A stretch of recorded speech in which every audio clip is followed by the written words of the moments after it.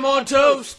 I just played soccer today. Fortunately, my toe is not quite healed up yet. I thought I was inaccurate when I had a good toe. John, I'd absolutely love it if you talked to the camera like a normal human being. John's Addiction. Isn't that a good band? John, I'm absolutely loving that you're a fan of Backyard Monsters. The trick is that it builds up and then you literally can't do enough while you're sitting there. It actually forces you to go away. That game has come so far since I first played it. The only advice I have for you about the dating video, because I'm pretty much as bad as you are, is find somebody who might like you, or at least doesn't dislike you. Ask them for some of your good qualities. I talked to two of my lady friends, both lovely married moms, and while I played it up as if they may have had an interest in me, because I find that amusing, they both gave me a little bit of feedback. It was essentially something about being smart, cute. That girl hasn't seen me in almost a year.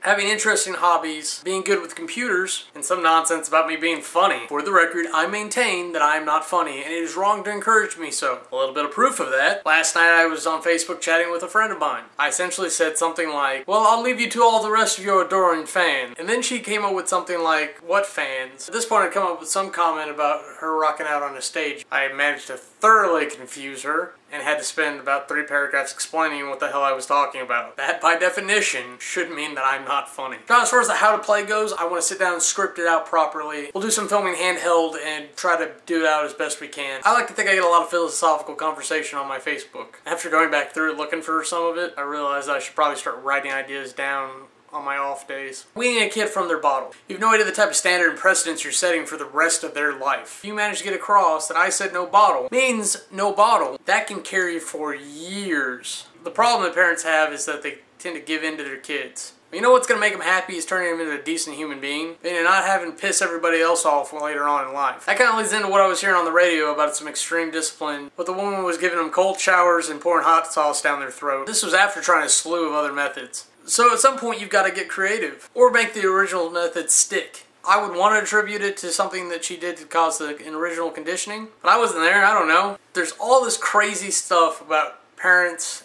getting upset about their kids going off to school for the first time. Most of it is usually, oh, I miss my baby. And in one of my friend's cases, she was more excited upset about the child going to school than the child was. My other friend was neither upset nor terribly excited about her child going to school, but instead was concerned that it was a marking of age on her. I don't understand this discourse with moving forward fourth dimensionally. It's happening right now. It's just a fact of life. No worries. It's not that you're old is the problem. I don't say how being more experienced is a disadvantage. The final and biggest thing was probably this long blurb about how hard it is to inform someone else that they're pissing you off. You telling them that what they're doing is pissing you off is just going to piss them off. So most people just ignore it and or isolate and ostracize the person. A, that's not fair to them, and B, it's not fair to the rest of us. Because if everyone stepped up and did what they were supposed to do and told that person that they were pissing people off, eventually that person's gonna go, wow, I piss everybody off. Maybe I should stop before they get serious and find a rock.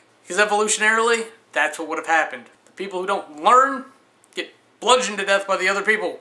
Because the other people don't like them, and they're taken away from their quality of life. I swear Darwin's rolling over in his grave. Alright guys, thanks for the jam. We'll be your toast. I'm Camroy. Have a nice day.